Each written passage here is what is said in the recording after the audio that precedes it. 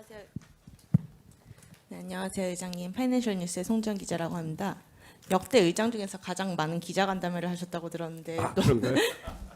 우선 노고 너무 많으셨다고 말씀드리고 싶고요. 그 남은 22대 후반기 국회에서 이런 역할은 꼭 하고 싶다 이런 게 있으면 좀 나눠주시면 감사하겠습니다. 제가 일 욕심이 아주 많습니다. 그리고 제가 국회에서 일을 하면서 직책을 4번 중요한 직책을 맡은 적이 있는데 원내 수석부대표, 원내대표, 국회 예결위원장, 국회의장 이렇게 맡았는데 원내 수석부대표는 이 제일 힘들 때가 언제냐면 정권이 바뀔 때입니다. 바뀐 첫 해. 원내 수석부대표는 박근혜 정권의 첫 해 때 했습니다. 원내대표는 문재인 정부의 첫 해 했습니다. 국회 예결위원장은 윤석열 정부의 첫 해 했습니다. 국회의장이 되면서 첫 해는 아니다 이렇게 생각했는데 결국 이재명 정부의 첫 해 했습니다. 그래서 여러 현안들에 대해서 고민을 많이 했고 또 그중에서 제가 하고 싶었던 일도 꽤 했다고 생각합니다. 그런 것들을 다 종합해서 생각해 보면 후반기에는 전반기 국회의장으로서 못했던 개헌을 어떻게 좀 조금이라도 진척을 시켜야 되겠다 이런 생각이 있습니다. 특히나 비상계엄, 불법 비상계엄이 있었는데 그것을 근원적으로 막는 개헌을 하지 못하면 제 인생으로서도 굉장히 큰 후회가 올 것 같습니다. 우리나라에 비상계엄이 11번 있었습니다. 그중에 한 번이 6.25 때 있었고 나머지 10번은 자신들의 권력을 확장하고 이 독재를 강화하기 위한 개헌이었습니다. 그런 불법 비상계엄이 10번이나 있었고 최근까지 정말 일어나지 않을 거라고 생각했던 시기인 최근까지 있었는데 이것을 방벽을 세우지 못하면 굉장히 후회스러운 일이어서 그 일은 어떻게든지 꼭 해야 된다 이런 생각 하나 있고요. 두 번째는 제가 원래 갖고 있었던 을지로위원회, 제가 국회의장이라는 직책보다도 어쩌면 속으로 더 그 자부심이 큰 위원회 그 직책이 을지로위원회를 만든 사람, 을지로위원회 초대위원장입니다. 정치란 힘이 약한 자들의 가장 강한 무기여야 된다 이런 생각인데 을지로위원회를 통해서 우리 사회의 약자들 보호하는 일을 그 후반기 때 꼭 하고 싶고요. 그리고 또 뭐 할까? 너무 할 일은 너무 많이 얘기하는 거 아닌가? 그 정도 얘기할게요. 다음 질문 받아주시죠. 네. 신지혜 원장. 네, 의장님 KBS 신지혜입니다. 네. 그간 고생 많으셨습니다. 네. 저도 이어지는 질문을 드리겠습니다. 전임 이제 민주당 출신 의장님들이 의장직을 끝내고 나서 무엇을 하셨는지를 보면 정세균 총리님은 총리로 가셨고요. 다른 이제 뭐 문희상, 박병석, 김진표 의장님께서는 약간 당의 원로로 남는 선택을 하신 것 같아요. 네, 네. 의장님께서는 어떤 선택을 하시겠습니까? 특히 당에서 어떤 역할을 할지, 특히 저희가 다 궁금해하는 다음 전당대회 때는 어떤 역할을 하시고 싶으신지 현재 기준에서 염두에 두고 계신 생각을 말씀해 주시면 좋겠고요. 두 번째는 을지로위원회에 굉장히 애정을 갖고 있다고 하셨고 특히 재임 중에 홈플러스 이제 노동자들에게 도움을 주시려고 굉장히 노력하셨던 걸로 알고 있는데 사실 해결이 잘 안 되고 있잖아요. 이 부분에 대해서도 한 말씀 해주시면 좋겠습니다. 다음에 뭐 할 거냐? 그건 참 맨날 받는 질문인데 맨날 대답하기가 참 쉽지 않은 질문입니다. 근데 이런 거는 분명해요. 제가 국회의장을 하면서 국회를 더 사랑하게 됐어요. 국회의 역할이 얼마나 중요한가. 또 그 얘기는 뭐냐면 우리나라 민주주의를 더 사랑하게 됐다. 그런 얘기고요. 그러면서 그 민주주의를 지켜낸 국민들의 위대함, 정말 모든 권력은 국민으로부터 나오는구나. 그런 생각을 하게 됐어요. 더 강하게. 12월 14일 탄핵소추 두 번째 탄핵소추 올리는 날 제가 그 비상계엄 해제하고 2차 비상계엄 때문에 바깥에를 나가지 않고 국회 안에서만 생활하다가 한 번도 그 시위 현장, 역사의 현장을 가보질 못해서 의원회관 옥상에 올라가서 여의도에 온 200만 국민들을 봤어요. 그걸 보면서 정말 가슴이 터질 것 같더라고요. 눈물도 나오고. 아, 우리 국민들이 위기 때마다 이렇게 간절하게 이름도 없이 빛도 없이 간절하게 이렇게 위기를 극복하는 그런 힘을 만드시는구나. 그걸 보면서 우리 민주주의는 외국에서 이식되어진 게 아니고 일제 하에서부터 그 위기 때 총 들고 싸웠던 독립운동을 하셨던 그런 분들로부터 시작된 민주주의이기 때문에 정말 위대한 민주주의다 이렇게 생각을 해서 그래서 사실은 독립기억광장에 가면 이름 없이 빛도 없이라고 쓴 게 무명 독립의병 무명 독립군 무명 광복군을 위한 비를 만든 거거든요.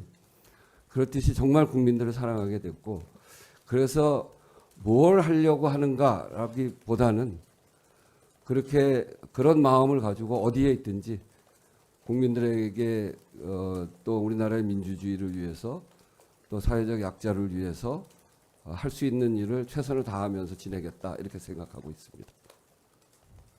홈플러스. 홈플러스. 그 먹튀죠, 먹튀. 그러니까 MBK가 이 홈플러스 저도 노원구에 저희 집 앞에 홈플러스가 있는데 홈플러스가 아주 그 장사가 잘 되는 데였어요. 근데 어느 날부터 그거를 그 자본이 그걸 매각하고 그야말로 그 자본소득으로만 그 가져가려고 하는 그런 것들 때문에 아주 소중한 매장이 훼손이 되고 거기서 일하는 사람도 굉장히 어려워져 있습니다. 그 문제를 저도 그 전에 의장으로서 또 해결해 보고 싶은 마음이 있었는데 잘 안 돼서 저도 참 걱정이고요. 끝나고 나서 아까도 얘기했던 그런 일환으로 그 문제에 대해서 좀 더 관심을 가지고 문제를 풀 수 있는 방안들을 고민해 나가도록 할 생각입니다. 네, 다음 질문요. 네. 저 의장님 고생 많으셨습니다. 조선일보 유정은입니다. 이 하반기 국회의장으로 조정식 이제 신임 의장님 선출이 되셨는데 네. 그동안 2년 동안 국회의장 하시면서 여러 일을 겪으셨잖아요. 좀 한 가지 조언을 좀 해주시면 어떤 걸 해주실 수 있을지. 그 두 번째는 이 내일이 이제 임기 마지막이신데 그 6.3 지방선거가 한 3일 정도 남은 시점입니다. 혹시 퇴임 후에 좀 그 지방선거를 좀 지원하실 계획이 있으신지 그것도 궁금합니다. 다음 국회의장한테 꼭 하고 싶은 얘기는 이게 굉장히 여러 가지 상황에 부닥치면서 내가 어떻게 처신해야 되는 게 옳은가 그 고민을 많이 했죠. 국민의힘 의원들이 와서 우리 일방에 쓴다 이렇게 항의할 적도 여러 차례 있었고 또 때로는 민주당 지지자들한테 굉장히 센 비판을 받은 적도 있었고 근데 거기서 그때 그런 선택을 하는 거는 정파적 선택을 하면 안 된다 이렇게 생각해요. 그거는.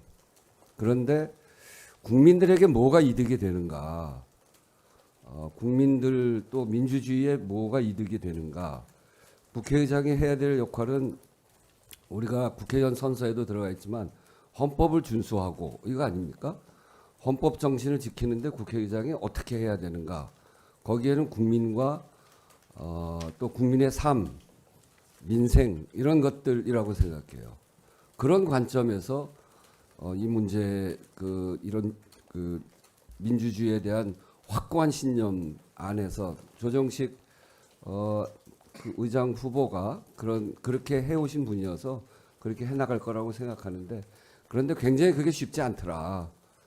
그런 점에서 확고한 민주주의라고 하는 기준을 흔들리지 말고 가져주셨으면 좋겠다 하는 거고요. 두 번째는 이런 일들의 가장 중심은 역시 국민의 먹고 사는 문제입니다. 민생을 챙기는데 법안도 마찬가지고 이게 정쟁이 갈등이 심하다 보면 민생 관련 법안들이 어느새 다 뒤로 밀려납니다. 사실은 하고 싶었던 민생 법안들이 안 된 것들이 꽤 많아요. 근데 그런 것들이 잘 논의가 안 되고 이래서 그런 건데 그런 것들을 어떻게든지 끌어와서 처리하려고 하는 그런 노력. 이번에 제가 마지막에도 화를 굉장히 많이 낸 것 중에 하나가 여야 합의로 법사위까지 통과된 50개 법안을 제가 올리니까 제가 전반기 때 법사위 통과한 법을 전반기 국회의장이 통과시키고 가는 게 맞지 않냐 그런 얘기도 했고 그랬었는데 50개가 결국 필리버스터로 해서 통과되지 못했죠. 이런 일이 생기면 저는 안 된다고 생각합니다. 그래서 이런 민생 법안들을 처리할 수 있는 방안을 좀 더 잘 강구를 해서 저보다 더 유능하게 해주셨으면 좋겠다 이렇게 생각하고요. 국회가 굉장히 중요하다 그런 생각을 다시 합니다. 저는 좀 국회 기록원 만들고 요번에 사회적 대화 기구로 국회의 역할을 하는 저 그거 굉장히 중요하다고 생각합니다. 그래서 사회적 대화 이 정부의 사회적 대화랑 국회 사회적 대화가 좀 기능이 다릅니다. 정부의 사회적 대화는 정부가 풀어나갈 의제 중심으로 논의를 하게 되는데 국회 사회적 대화는 해보니까요. 2년 동안 아무런 의제를 던지지 않고 본인들이 모여서 의제를 정해 갔습니다.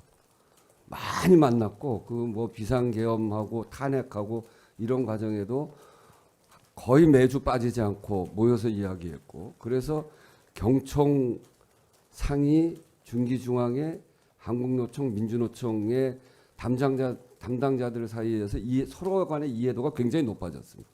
그래서 본인들이 의제를 결정을 하고 의제에 접근하고 또 이번에 건설 부분에서는 본인들이 국회가 우리 사회적 대화 할 테니 국회가 좀 맡아달라 그러고 가져와서 대화를 해서 여기는 길게 문제를 해결해야 될 것 그리고 이런 대화를 통해서 서로 오해를 줄이고 서로 이해도를 높이는 이런 과정을 거치면서 하는 거니까 저는 이 국회가 사회적 대화 기구를 접근했다 그리고 성과를 내기 시작했다는 굉장히 중요한 의미를 갖는다고 생각하고요.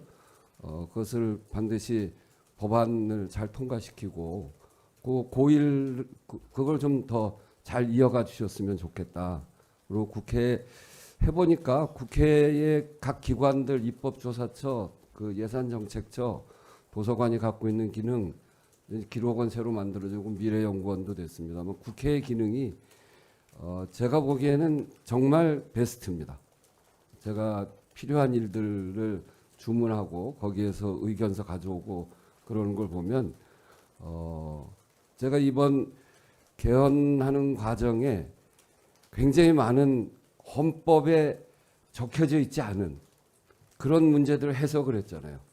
그러니까 의제가 없었어요. 의제가.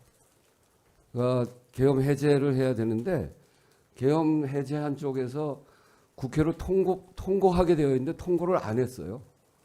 통고가 와야 의제가 생기는 건데 의제가 없으면 본회의를 못 열거든요. 근데 이걸 어떻게 할 거냐? 헌법에는 지체 없이 통보해야 한다 이렇게 되어 있단 말이에요. 지체 없이가 뭐냐? 그걸 우리가 막 토론을 하다가 결국은 국회의장의 의사정리권으로 하자. 그래서 제가 이제까지 지체 없이 통고하게 되어 있는데 본회의를 열려고 하는 이제까지 통고가 오지 않은 것은 계엄한 쪽의 귀책 사유다. 그렇기 때문에 우리는 절차를 시작하겠다. 이렇게 해서 그거를 우리가 해석을 한 거죠. 국무총리 대통령 권한대행에 대해서 151석 탄핵 의결 정족수를 200석으로 할 거냐 151석으로 할 거냐. 제가 151석으로 정했어요. 근데 그거는 우리 기관들이 입법조사처 뭐 이런 기관들이 다 토론을 해서 같이 토론해서 151석으로 정한 거예요. 왜 그러냐면 그때 해석을 우리가 어떻게 했냐면 이거는 직무를 탄핵하는 것이 아니라 직위를 탄핵하는 거다. 그래서 그 한덕수 권한대행은 대통령 권한을 대행하는 직무를 하는 국무총리다. 그렇기 때문에 일반 의결 정족수다. 헌법에 나와 있지 않은 걸 해석을 우리가 이렇게 하는 거죠. 그런 거를 해내는데 우리 그 국회 기관들이 결정적으로 역할을 해줬기 때문에 가능했습니다. 그래서 국회 기관들을 더 키우고 더 역할할 수 있게 정말 인력 늘리는 게 요번 미래연구원 좀 했습니다만 입법조사처 그 예정처 이런 데는 10년 동안 인력을 못 늘렸어요. 사회가 얼마나 복잡해졌는데. 그래서 국회 기관을 더 확장하고 더 역할을 하고 그래서 정부에 대한 검토, 견제 이런 것들을 더 잘할 수 있게 만들어 나가는 것이 상권 분립을 더 제대로 세우는 길이다 이렇게 생각해서 그런 점들을 다음 국회의장이 더 해주셨으면 좋겠다 이런 생각을 갖습니다. 다음 지선 관련 질문. 지선. 제가 임기가 끝나면 바로 민주당으로 복당합니까? 어떻게 되죠? 내일까지 12시까지는 중립의 의무를 지니고 계시고요. 네. 지나면 24시 이후부터는 네. 그러니까 이 국회의장 하느라고 당을 탈당한 거기 때문에 국회의장직이 끝나면 자동 복당되는 걸로 알고 있습니다. 제가 안 한다고 그러면 모르겠지만, 근데 저는 민주당에 여기 들어와 있는 사람들 중에 가장 먼저 들어온 사람일 거예요.